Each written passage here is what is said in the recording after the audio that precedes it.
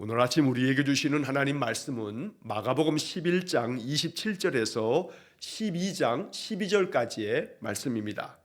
마가복음 11장 27절에서 12장 12절까지의 말씀을 봉독하겠습니다. 그들이 다시 예루살렘에 들어가니라. 예수께서 성전에서 거니실 때에 대제사장들과 서기관들과 장로들이 나와 이르되 무슨 권위로 이런 일을 하느냐? 누가 이런 일을 할 권위를 주었느냐? 예수께서 이르시되 나도 한 말을 너희에게 물으리니 대답하라. 그리하면 나도 무슨 권위로 이런 일을 하는지 이르리라. 요한의 세례가 하늘로부터냐 사람으로부터냐? 내게 대답하라. 그들이 서로 의논하여 이르되 만일 하늘로부터라 하면 어찌하여 그를 믿지 아니하였느냐 할 것이니 그러면 사람으로부터라 할까 하였으나 모든 사람이 요한을 참 선지자로 여김으로 그들이 백성을 두려워하는지라. 이에 예수께 대답하여 이르되 우리가 알지 못하노라 하니 예수께서 이르시되 나도 무슨 권위로 이런 일을 하는지 너희에게 이르지 아니하리라 하시니라. 예수께서 비유로 그들에게 말씀하시되 한 사람이 포도원을 만들어 산 울타리로 두르고 즙 짜는 틀을 만들고 망대를 지어서 농부들에게 새로 주고 타국에 갔더니 때가 이름에 농부들에게 포도원 소출 얼마를 받으려고 한 종을 보내니 그들이 종을 잡아 심히 때리고 거저 보내었거늘 다시 다른 종을 보내니 그의 머리에 상처를 내고 능욕하였거늘 또 다른 종을 보내니 그들이 그를 죽이고 또 그 외 많은 종들도 더러는 때리고 더러는 죽인지라. 이제 한 사람이 남았으니 곧 그가 사랑하는 아들이라. 최후로 이를 보내며 이르되 내 아들은 존대하리라 하였더니 그 농부들이 서로 말하되 이는 상속자니 자 죽이자. 그러면 그 유산이 우리 것이 되리라 하고 이에 잡아 죽여 포도원 밖에 내던졌느니라. 포도원 주인이 어떻게 하겠느냐? 와서 그 농부들을 진멸하고 포도원을 다른 사람들에게 주리라.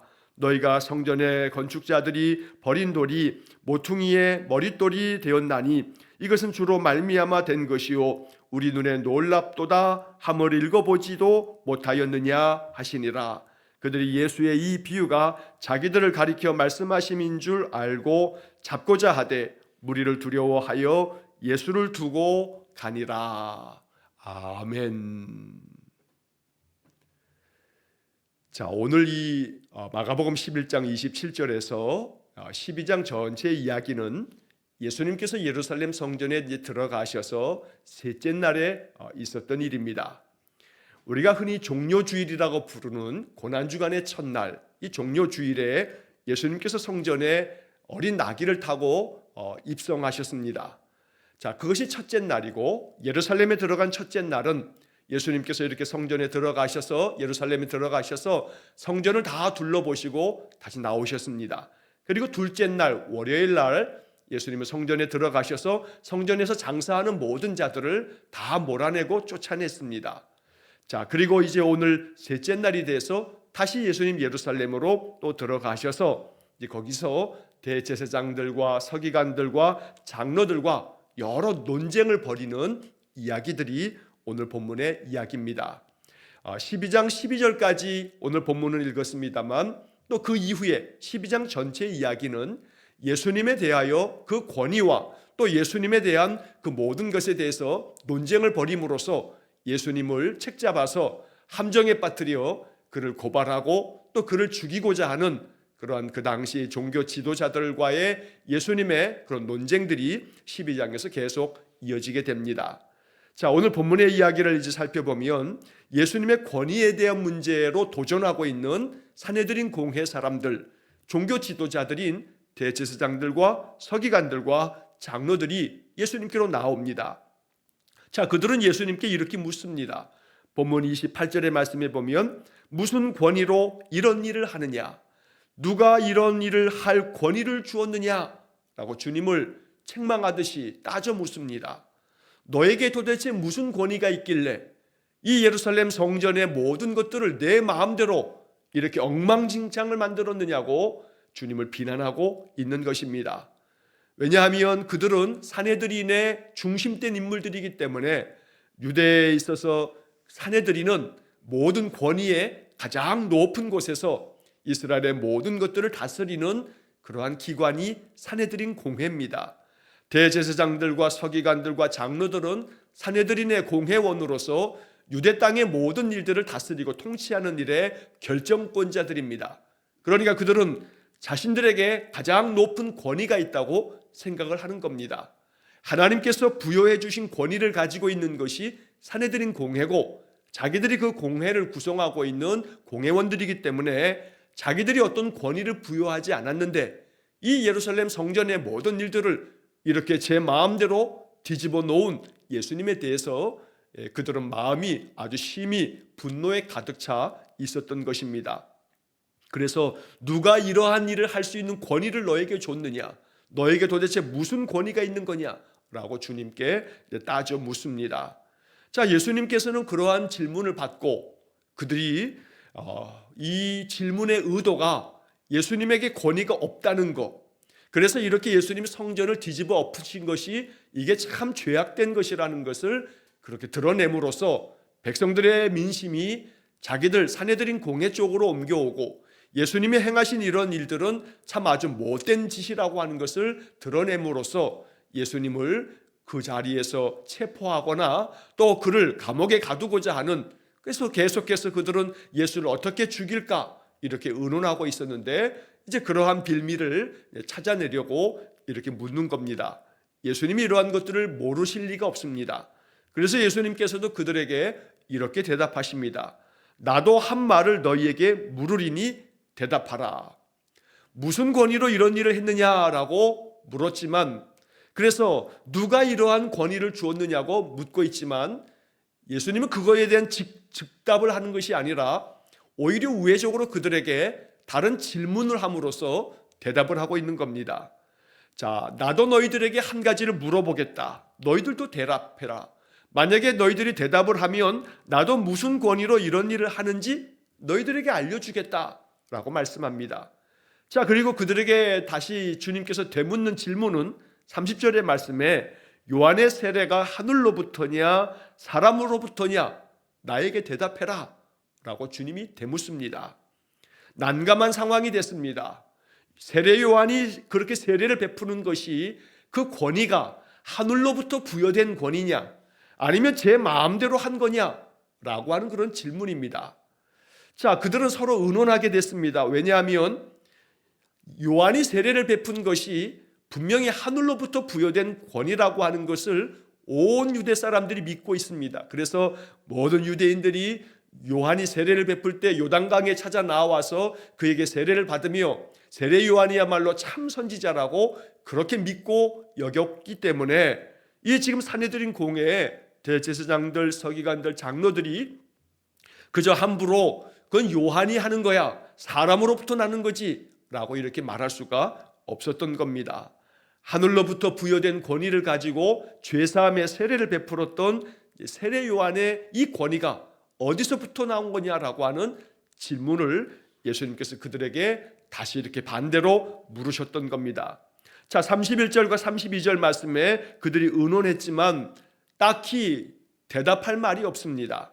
하늘로부터다라고 얘기하면 그러면 너희들은 왜 세례 요한을 믿지 않았냐라고 할 거고, 또 사람으로부터다라고 이렇게 얘기하면 그러면 사람들이, 모든 유대 사람들이 세례 요한을 선지자로 여겼기 때문에 32절 마지막에 보면 그들이 백성을 두려워하는지라, 그러니 사람으로부터다라고도 말할 수가 없던 겁니다.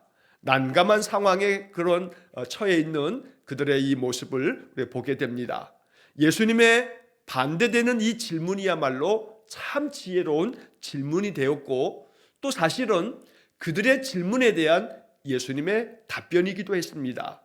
예수님은 분명히 세례 요한이 세례가 하늘로부터냐 사람으로부터냐 라고 하는 질문을 통해서 그들이 예수님께 물었던 질문에 대한 대답을 하고 계시는 겁니다. 그들은 분명히 세례 요한의 세례가 하늘로부터다 라고 하는 것을 압니다. 또 예수님께서 이렇게 행하시는 모든 것이 그동안의 예수님의 모든 행적을 알기 때문에 하늘로부터 임한 권위가 아니고서는 사람을 살려낼 수 없고 병자들을 고칠 수 없고 많은 이적을 행할 수 없다는 것을 그들이 잘 알고 있습니다. 그럼에도 불구하고 33절의 말씀에 보면 예수께 대답하여 이르되 우리가 알지 못하노라 라고 이렇게 대답합니다. 사실 알지 못하는 것이 아니라 모른다고 지금 부정하고 회피하고 있는 겁니다.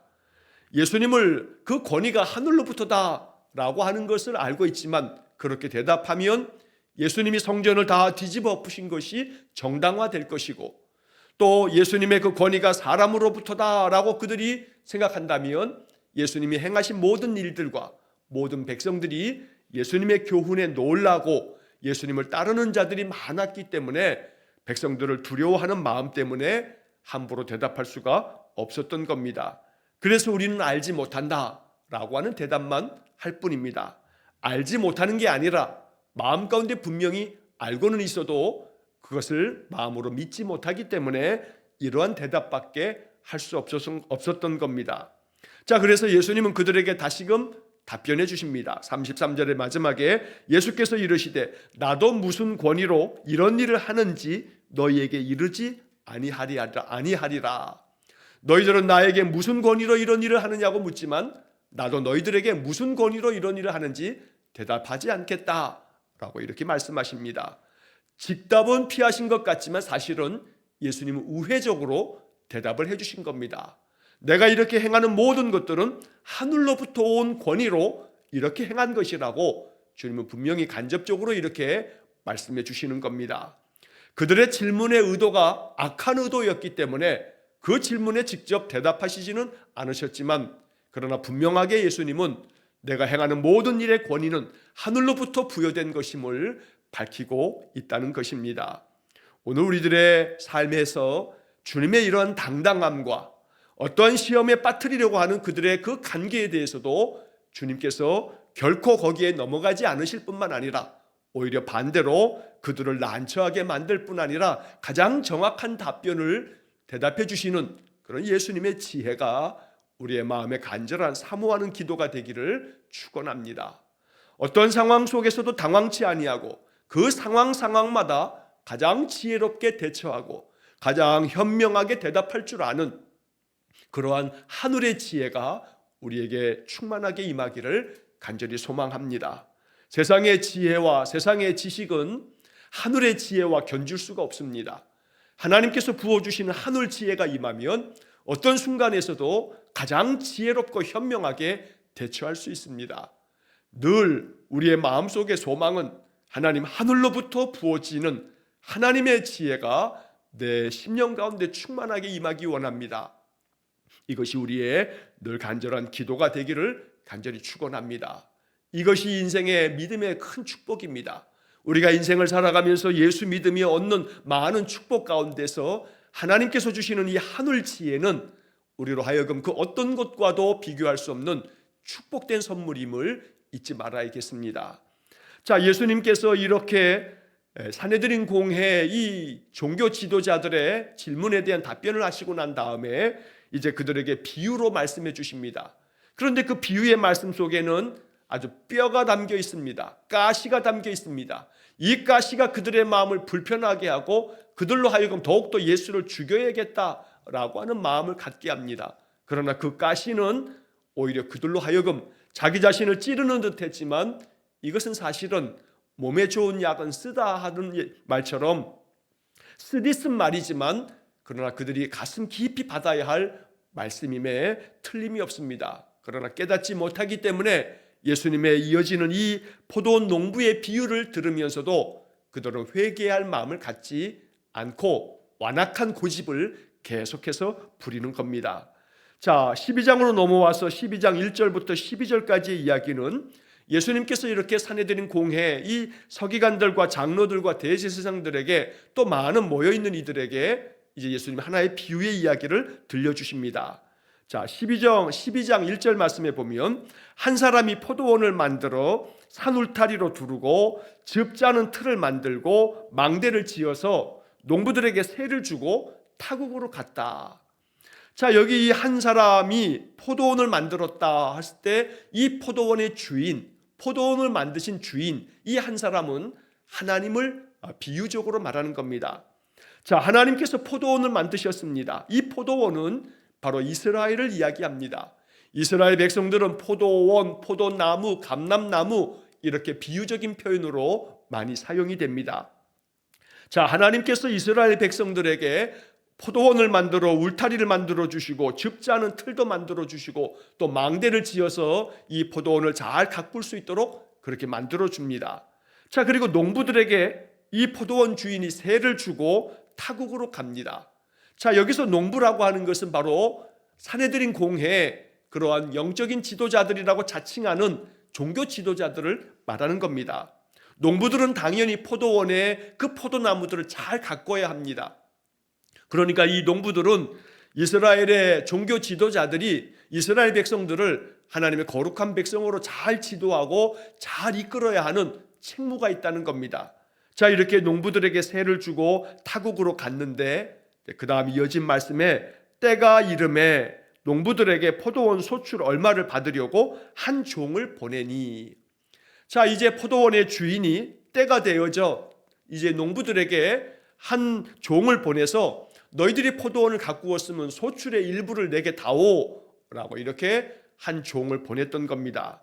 자, 여기 때가 이름에 라고 하는 것은 하나님께서 모든 세상의 것들을 정산하고 결산하는 때, 우리는 그것을 또 심판의 날이라고도 하고 여호와의 날은 또 구원의 날이기도 하는데, 바로 마지막 결산하는 그때에 이제 농부들에게 소출이 얼마나 되느냐, 너희들이 어떻게 일했느냐 라고 하는 그런 결과를 보려고 이제 종을 보냈다는 겁니다.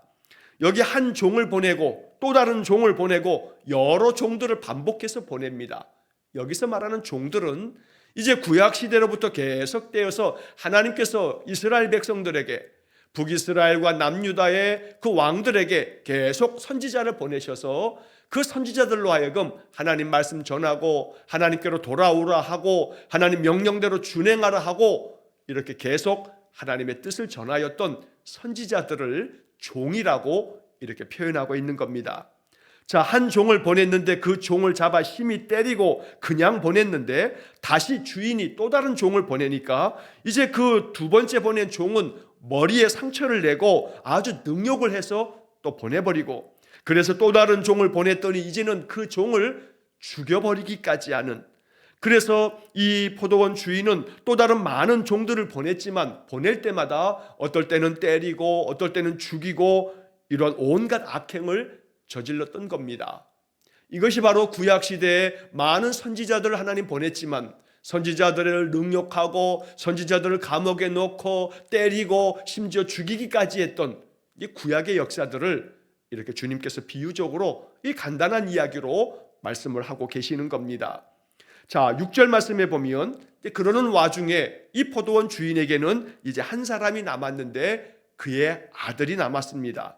그가 사랑하는 아들, 이제 마지막 최후로 이 아들을 보내면서 포도원 주인은 이렇게 생각합니다. 내 아들은 존경할 거야. 내 아들은 존경하면서 그에게 참 좋게 그를 환대할 거야.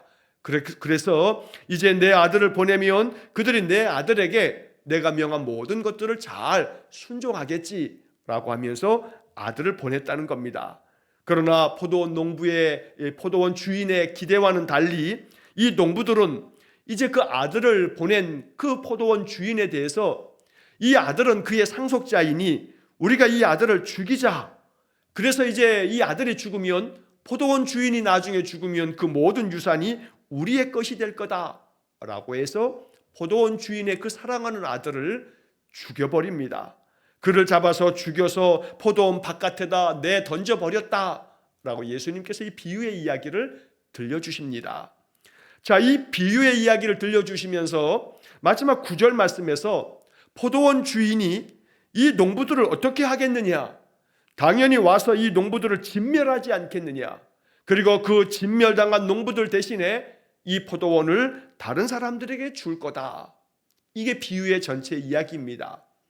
자, 여기 비유의 이야기에서 이 마지막 보낸 최후의 이 아들, 바로 그 아들이 메시아 그리스도이시고 예수님은 그 아들이 바로 당신 자신임을 이야기하고 있는 겁니다.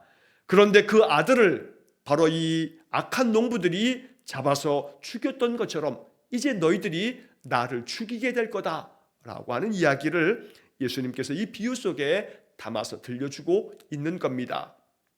이미 산헤드린 공회의 사람들은 예수를 죽이기로 의논했습니다. 예수를 죽일 방법을 찾고 있었던 겁니다. 예수님은 이 모든 것들을 아시기에 포도원 주인의 그 아들을 이 악한 농부들이 그를 붙잡아서 죽이고 포도원 바깥으로 던져버렸다. 여기 포도원 바깥이라고 하는 것은 예루살렘 성 밖에서 예수님께서 십자가에 달려 돌아가심을 이렇게 비유적으로 말씀해 주신 것입니다. 자, 그리고 이제 이러한 모든 말씀들이 이제 시편 118편 22절과 23절을 인용하시면서 예수님은 이런 모든 비유의 이야기가 이 시편 118편 22절 23절에 이 말씀이 이루어지는 것이라고 말씀해 주십니다. 너희가 성경에 건축자들이 버린 돌이 모퉁이의 머릿돌이 되었나니 이것은 주로 말미암아 된 것이요 우리 눈에 놀랍도다 함을 읽어보지도 못하였느냐라고 말씀해 주십니다. 자, 여기 시편 118편 22절 23절의 말씀을 예수님께서 가장 적합한 때에 이렇게 인용해서 말씀하시면서 성경에 말씀되어 있기를 건축자들이 버린 돌. 자, 여기서 건축자들은 이스라엘의 종교 지도자들을 말하는 겁니다. 지금 이 이야기를 듣고 있는 대제사장들과 서기관들과 장로들입니다. 이스라엘을 잘 건축해 가야 할 사람들, 이스라엘 백성들을 믿음 안에서 건실하게 세워가야 할 사람들. 그런데 이 건축자들이 버린 돌, 여기 버린 돌은 예수 그리스도를, 메시아를 이야기하는 겁니다.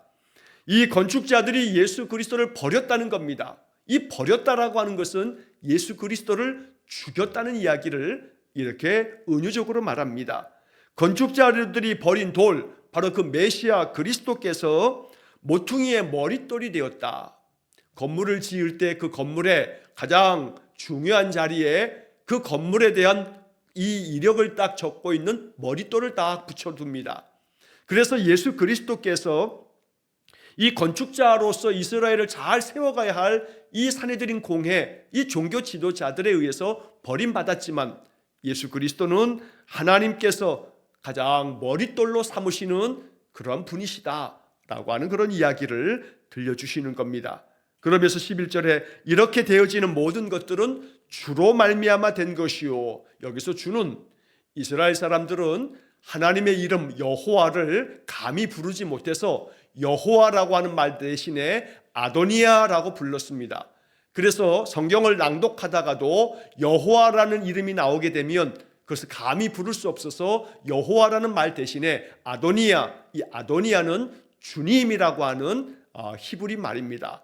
자, 그래서 주로 말미암아 된 것이요 라고 하는 것은 이렇게 건축자들이 버린 돌을 이 하나님께서 머릿돌로 삼으셨는데 이런 모든 것들은 하나님께서 이렇게 행하시는 하나님으로 말미암아 되는 것이다.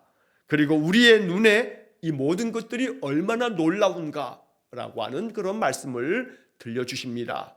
우리 눈에 놀랍도다라고 하는 것은 버려진 돌이 가장 중요하고 요긴한 머릿돌이 된다는 것. 이렇게 하나님께서 이 땅에서 버림받고 십자가에 못 박혀 죽임당하지만 우리 주 예수 그리스도를 다시 살리사 부활의 영광의 그 자리로 주님을 세우시는 것들이, 그래서 이 머릿돌이라고 하는 이 비유적인 표현을 통해서 이 놀라운 일들을 이제 하나님께서 이루실 것이다 라고 말씀하고 계십니다. 이런 것들을 너희들이 읽어보지도 못했느냐 라고 주님께서 이 대제사장들, 서기관들, 장로들에게 또 모여있는 자들에게 선포하여 말씀해 주십니다. 자, 이러한 모든 말씀들을 다 듣고 12절 말씀에 보면 그들이 예수의 이 비유가 자기들을 가리켜 말씀하심인 줄 알고 잡고자 하되, 그러나 무리들이 두려워함으로, 무리들이 많이 보고 있기 때문에 이 많은 백성들을 두려워하여 예수를 그냥 두고 떠나가게 됩니다. 자, 여기 마지막 이 적혀있는 12절 말씀에서 예수의 이 말씀하신 비유가 자기들을 가리켜 말씀하신 것을 알았다는 겁니다. 그러니까 그 앞에서도 우리가 오늘 본 11장 27절부터 나오는 말씀 속에 내가 도대체 무슨 권위로 이런 일을 했느냐라고 하는 것도 그들은 모르지 않습니다. 다 압니다. 예수님을 함정에 빠뜨리기 위해서 이런 못된 질문을 할 뿐이지 다 알고 있는 겁니다. 무슨 이야기를 하고 있는지, 거기서 말하고 있는 이 모든 악한 농부가 누구인지 이게 다 알고 있기 때문에 그들은 예수를 잡으려고 했지만 많은 백성들이 보고 있는 자리이기 때문에 백성들을 두려워하는 마음 때문에 예수님을 그냥 두고 지금은 떠나가 버렸던 겁니다. 자, 오늘 이 이야기에서 마가는 이 산헤드린 공회 사람들의 그 이야기를 전하면서 아주 중요한 사실 하나를 반복해 이야기합니다. 자, 12절에서 이 산헤드린 공회 사람들이 예수님을 그냥 두고 가는 이유가 무리를 두려워하여 라고 하는 그런 표현이 나옵니다. 그런데 무리를 두려워하여 라고 하는 이 말이 바로 그 앞에 11장 32절의 말씀에서 그들이 백성을 두려워하는지라 라고 하는 말씀도 또 나옵니다. 그러니까 여기서 이 이스라엘의 종교 지도자들은 사람들은 두려워할 줄 알지만 하나님을 두려워하지 못하는 그런 영적인 어리석음을 범하고 있는 것을 마가가 전하고 있는 겁니다. 백성들을 두려워하고 거기 모여있는 무리들을 두려워하면서 하나님을 두려워할 줄 모르는 이러한 종교 지도자들, 그들은 결코 종교 지도자들이라고 말할 수도 없습니다. 그들이 정말로 영적으로 이스라엘 백성들을 이끌어가야 할 사람이지만 오히려 되려 하나님을 두려워해야 할 그 지도자들이 하나님을 두려워하기보다는 사람만 두려워하는 그러한 모습들을 보여주고 있다는 겁니다. 오늘 우리가 이 본문의 이야기를 묵상하면서 먼저는 하나님을 경외할 줄 아는, 진심으로 하나님을 경외하는 마음을 갖기 위해서 오늘도 이 아침 우리가 기도해야겠습니다. 언제나 어떤 상황에서도 예수님께서 이렇게 지혜롭게 대처하는 것처럼 우리에게도 하늘 지혜가 충만하게 부어지도록 기도해야겠습니다. 또한 포도원 농부의 이 비유를 통해서 말씀해 주신 것처럼 결코 우리들이 하나님 앞에서 이 악한 농부와 같이 되어서는 안 되겠습니다.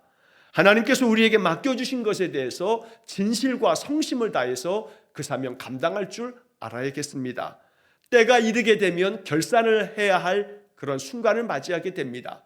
결산을 해야 할 때에 내가 그동안에 믿음으로 이루어냈던 하나님의 귀한 일들을 하나님 앞에 결산하여 나타낼 수 있는, 달란트 비유를 통해서도 주님께서 말씀해 주신 것처럼 마지막 결산의 때에 내가 주님 앞에서 주의 나라를 위해서 힘쓰고 애쓴 나의 모든 그 행함을 주님 앞에 내어드리며 결산을 받을 수 있는 저희들의 삶이 되기를 간절히 원합니다. 그래서 언제나 늘 머릿돌 대신 주님을 언제나 내 삶의 중심에 모시고 우리 주님께서 명하시는 대로, 우리 주님께서 가르치시는 대로 늘 순종하며 살아가는 믿음의 인생이 되어야겠습니다. 언제나 말씀이 나에 대해서 말씀하시는구나 라고 알아차린다면 그러면 그 말씀 앞에서 회개할 것은 회개하고 또 그 말씀을 통해서 힘을 얻을 건 더욱 힘을 얻어서 말씀을 굳건하게 의지함으로 우리 인생의 삶이 늘 하나님 주시는 은혜의 복을 누리면서 살아야겠습니다. 안타까운 것은 이스라엘의 종교 지도자들이 자기들을 가리켜 말씀하심인 줄을 알았다면 그 다음에 어떻게 해야 하는가? 이 악한 농부가 우리들을 이야기하시는 거군요. 그러면 우리가 어찌해야겠습니까? 라고 물어볼 줄 알아야 되는데 완악한 마음에 그들은 결코 주님 앞에서 그렇게 자신을 낮추고 자신들의 죄와 허물과 악함을 내려놓지 못하고 있었던 겁니다. 나를 가리켜 말씀하신 많은 말씀들을 볼 때마다 그 말씀이 쓰디쓴 말씀이 되거나 혹은 나를 찌르는 말씀이 된다 할지라도 말씀을 받을 줄 알고 그 말씀을 통해서 더 주님 앞에 나 자신을 더욱더 쳐서 복종시키는 귀한 믿음의 삶이 된다면 우리 안에 하나님의 지혜가, 하나님의 성령의 권능이 충만하게 부어질 줄로 믿습니다. 언제나 말씀을 통해서 우리의 신앙과 삶이 더욱더 믿음 안에서 진실되어지고 하나님의 은혜가 충만해지는 삶이 되기를 주의 이름으로 간절히 축원합니다. 기도하겠습니다. 자비로우신 아버지 하나님, 하늘 지혜를 우리에게 주옵소서.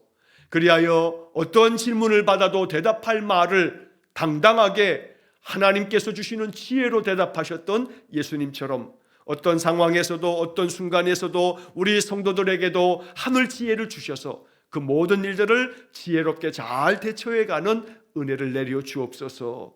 자비로우신 주님, 악한 농부들과 같지 않기를 원합니다. 때가 이르면 언제든지 주님 앞에 결산하여 우리의 믿음의 여정을 주님 앞에 내어드리며 열매 맺었던 삶을 주님께 내어드리는 저희 모두가 되기를 원합니다. 그리하여 머릿돌 대신 예수님 내 마음 중심에 계셔 내 삶의 모든 것들을 이끄시고 또 다스리실 때 늘 순종하는 저희 모두가 되게 해 주옵소서. 그리하여 언제나 이스라엘 백성들의 영적 지도자들로서 그 맡겨진 책무를 다하지 못했던 이 사내들인 공회 사람들을 보면서 이것이 반면 교사가 되어서 우리에게 맡겨진 직무, 우리가 감당해 가야 할 믿음의 여정 잘 감당해가는 저희 모두가 되게 해 주옵소서.